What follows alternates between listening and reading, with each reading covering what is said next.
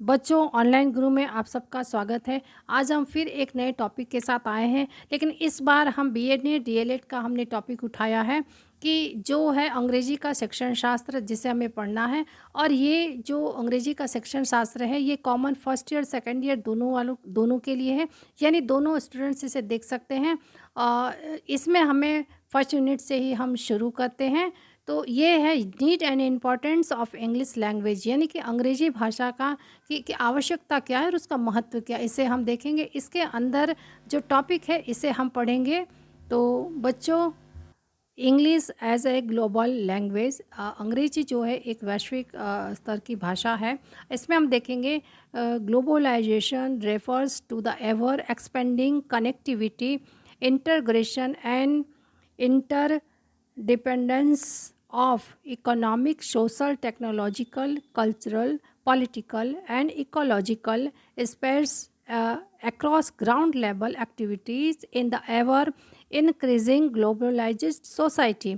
Empowered individuals communicate across cultural and national boundaries as the citizens of the world.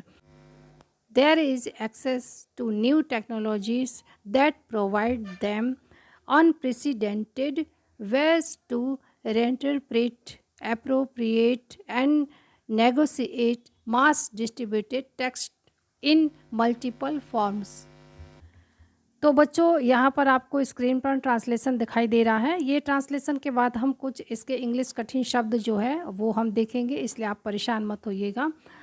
ये है translation. वैश्वीकरण, लगातार बढ़ते हुए वैश्वीकरण में ज़मीनी स्तर की गतिविधियों में आर्थिक, सामाजिक, तकनीकी, सांस्कृतिक, राजनीतिक और पारिस्थितिक स्पेयर्स के निरंतर विस्तार वाले कनेक्टिविटी, एकीकरण और अन्योन्याश्रयता को संदर्भित करता है। समाज सशक्त व्यक्ति दुनिया के नागरिक के रूप में संस्कृतियाँ और राष्ट्रीय सीमाओं के पार संवाद करते हैं।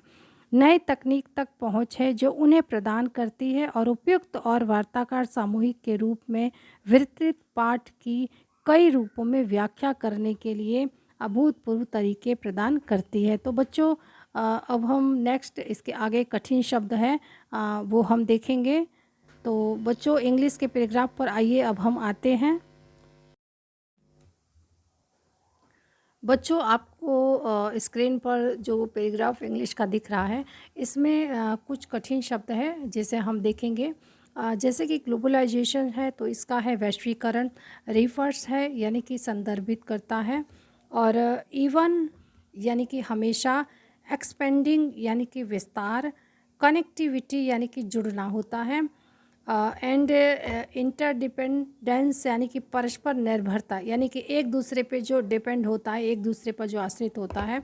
ऑफ इकोनॉमिक यानी कि अर्थशास्त्र है, सोशल यानी कि सामाजिक, टेक्नोलॉजिकल यानी कि आधुनिक, और कल्चरल यानी कि सांस्कृतिक है, और पॉलिटिकल यानी कि राजनीतिक, एंड इकोलॉजिकल यानी पारिस्थितिक, और स्पेसेस यानी कि क्षेत्रों, एक्रॉस यानी कि आर पार, इंक्रीजिंग यानी कि बढ़ते हुए। ठीक है, जैसे कि बढ़ते हुए क्रम में, जो चीज़ें बढ़ते हुए क्रम में होती उन्हें हम कहते हैं इंक्रीजिंग। ठीक है, फिर है ग्लोबलाइज्ड सोसाइटी यानी कि वैश्वीकृत समाज। इसके बाद है एम्पावर्ड यानी कि सशक्त। ठीक है, एम्पावर्ड यानी कि सशक्त, और इंडिविजुअल्स यानी कि व्यक्तिगत होता है। कम्युनिकेट यानी कि संवाद स्थापित करना, जैसे आप किसी दूसरे से बातचीत करते हैं, संवाद स्थापित करते हैं।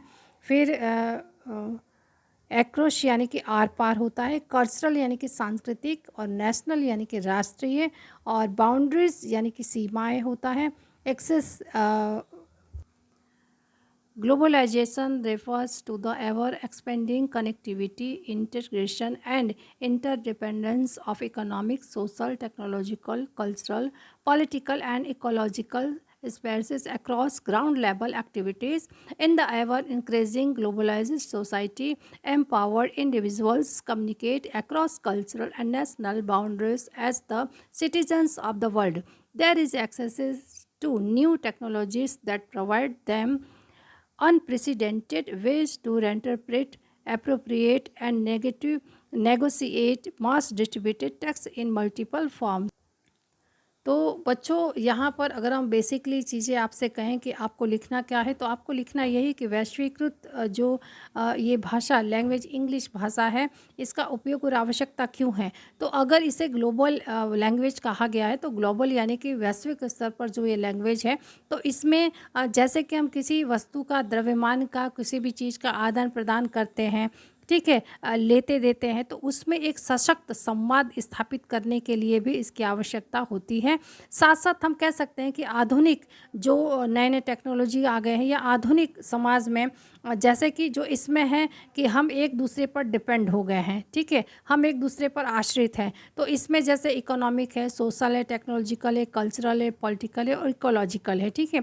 इन सब रूप में हम ज़मीनी स्तर पर जो भी एक्टिविटीज़ है, जो भी चीज़ें की जाती हैं, उन सब में एक बढ़ते क्रम में वैश्वीकृत समाज के लिए ये एक मजबूत और सशक्त जो है एक संवाद स्थापित करने का एक ज़रिया है, एक माध्यम है, ठीक है। तो इसीलिए ये इस लैंग्वेज की आवश्यकता बहुत अधिक है, और इस लैंग्वेज की आवश्यकता है। और बच्चों इसमें आप अपने स्तर से भी लिख सकते हैं। तो ठीक है बच्चों, अगर आपको कोई क्वेश्चन है, कन्फ्यूजन है, तो कमेंट्स बॉक्स में ज़रूर लिखिएगा। तो ओके बच्चों, थैंक यू बच्चों।